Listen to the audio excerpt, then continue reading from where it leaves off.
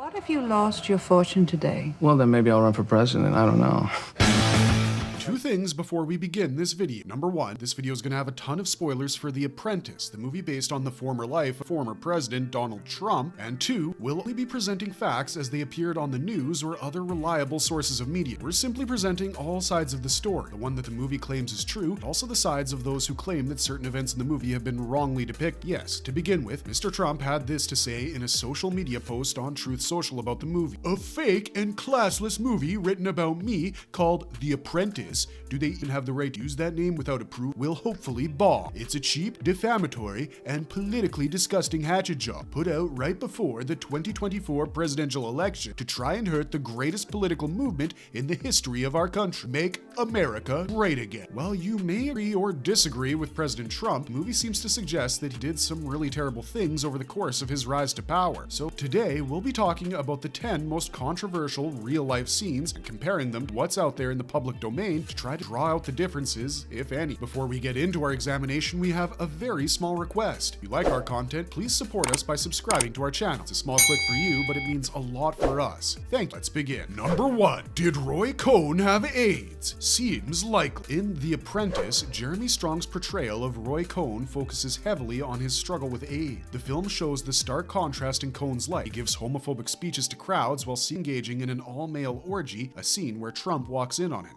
The discovery makes Trump paranoid. He starts avoiding Cohn, afraid he might catch something just by being around him. The film ends with Cohn succumbing to AIDS. Portrayal of Cohn is spot on. The scenes of Trump's paranoia may be exaggerated. Cohn did deny being gay and having AIDS right up till his death. The movie even recreates his 60 Minutes interview act. Despite his denial, it's well documented that Cohn did have AIDS, and the film's depiction grounded in truth. Number 2. No one said drop dead. In The Apprentice, a big chunk of the plot focuses on Trump's efforts to revive the crumbling Commodore Hotel, a project everyone says is way too ambitious for him. The film references President Gerald Ford's famous "drop dead" comment from 1975 when New York City was drowning in crime and corruption. Trump's vision of turning the historic building near Grand Central Luxury Hotel faced major backlash. The city was dealing with widespread poverty at the time. According to Trump's own website, his 1976 deal was unprecedented, claiming it was one of the biggest real estate deals ever. He secured a 40-year tax abatement with NYC, but in 2016, the New York Times reported that this agreement ended up costing the city $360 million in lost taxes, and Trump had managed to rack up around $185 million in tax breaks for his projects over 4 decades. Although the movie shows Roy Cohn's hand in helping Trump secure the deal, there's no direct evidence linking Cohn to it. Most sources suggest that Trump's other political connections played a bigger role in making it happen. However, according to a 2006 New York Times article, President Ford never said the drop dead comment. The article reads, Mr. Ford never explicitly said drop dead, yet those two words, arguably the essence of his remarks as encapsulated in the immortal headline, would, as he later acknowledged, cost him the presidency the final year Jimmy Carter, nominated by the Democrats in New York, carried the state. Number 3. Did Trump give people fake cufflinks? Maybe. After patching things up over an unpaid hotel bill fiasco, Trump gifts Cohn a pair of diamond cufflinks for his birthday. Feeling proud, Cohn shows them off to Ivana. In one of the movie's sadder moments, Ivana quietly lets him know that they're fakes. Brutal. Reality, Ivana probably didn't break the news that way, but Trump really did give his friend and mentor a set of fake cufflinks. Funny enough, that scene wasn't even planned. Jeremy Strong, the actor, came up with the idea. Sherman explains,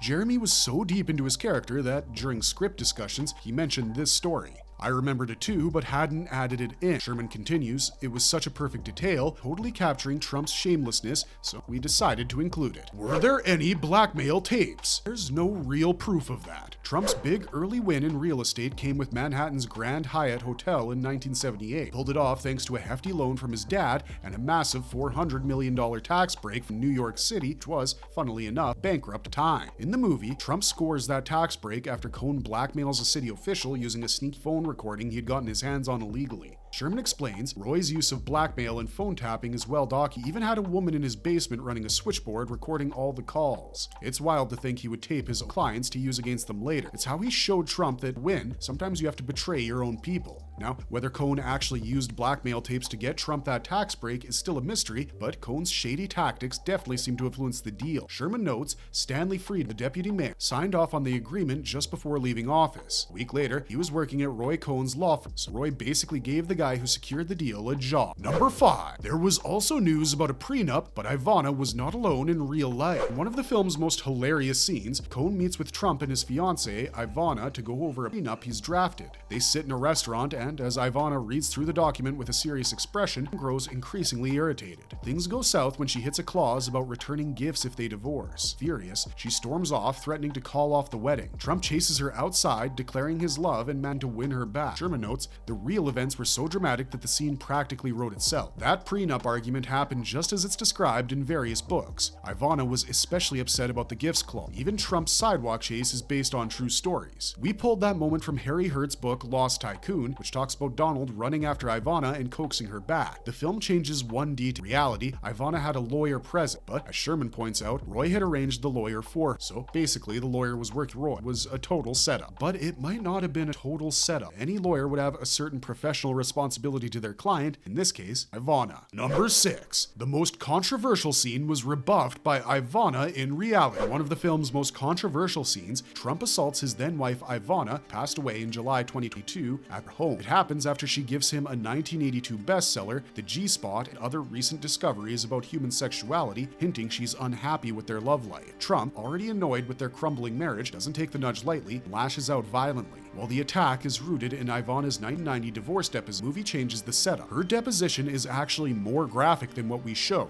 She described Trump having terrible headaches after a scalp surgery. She said something that provoked him. He snapped, threw her down, pulled her hair, and assaulted him, explains further. The film merges that account with stories from the end of their marriage, where Ivana confided to friends about their non-existent sex life. She even showed off the book she bought to try and fix this. It's sadder in the movie because it's not just anger, he's reaching out, trying to reconnect. However, Ivana, in two stated accounts, made a U-turn on her previous allegation, stating that on one occasion during 1989, Mr. Trump and I had marital relation which he behaved very differently to me he had during our marriage. As a woman, I felt violated as the love and tenderness which he normally exhibited towards me were absent. I referred to this as a rape, but I do not want my words to be interpreted in a literal criminal sense. Number 7. Cohn's wild parties and Trump's awkward discovery took place at a different place. Cohn was famous for his extravagant parties at his Manhattan townhouse, which also doubled as his law office. In the film, while guests get wild, doing drugs and stripping, Trump, getting completely out of place and stone cold sober, searches for Cohn. He ends up stumbling upon Cohn in bed with another man. Roy's parties were legendary because he mixed all sorts of people together, explains. He was right at the crossroads of the underworld and high society. So you'd have mob bosses alongside Upper East Side socialites and people like Rupert Murdoch, George Steinbrenner, and Andy Warhol. Roy basically opened the door for Donald to enter this hidden world. In reality, Cohn's townhouse gatherings weren't usually so wild. Those antics were more of a Studio 54 thing. But recreating the disco was too expensive film, filmmakers decided to set the party scene at Cohn's place instead, really as it happened in real life. Sherman elaborates, we originally planned the scene at Studio 54 since Roy was close with the owners and was a regular there, but it was easier to shoot the chaos at his townhouse. Sherman adds that while it's unclear if Trump ever caught Cohn in the act, everyone knew about Cohn's sexuality. He wasn't secretive about it, Sherman says. I wanted the film to explore this side of Roy and have Trump confront it, something they never spoke about again. Number 8. President Trump has denied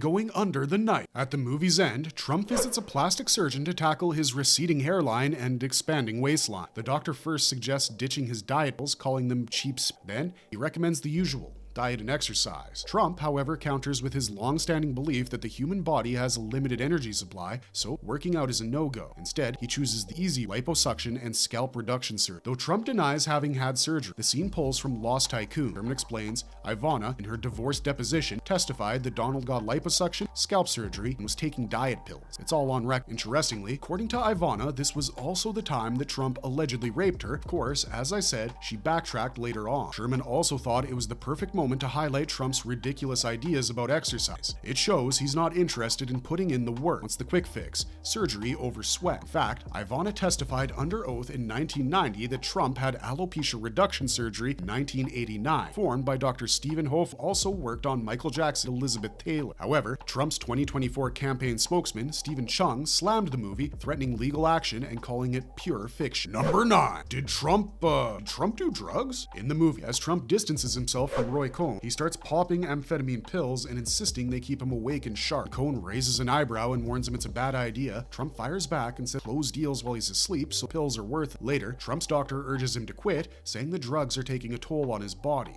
This part of the movie is tricky to back up with solid evidence. Trump has always claimed he avoids drugs and alcohol, influenced by his father and his brother's battles with substance abuse. Still, rumors and inside stories have put it around years suggesting he might do something. The film likely added this detail to capture the high-energy, fast-paced business scene of 1980s New York, where Trump was a known figure. Nothing can be said for sure about this aspect of Trump's earlier life. Number 10. What about all the racial discrimination charges? Trump's first legal battle. In The Apprentice, Trump's first big legal headache is a racial discrimination lawsuit. To defend himself, he turns to Roy Cohn. The charges allege that Trump's properties rejected African-American tenants, claiming no vacancies, only to rent those same apartments to white tenants later. The film highlights how, despite the evidence against Trump, Cohn manages to sway public opinion and uses questionable tactics to win the case. This lawsuit actually happened between 1972 and 1974. The FBI's website still has the original documents. The movie's details, like rental applications being marked with a C for colored when potential black applicants applied, are based on real evidence from court documents.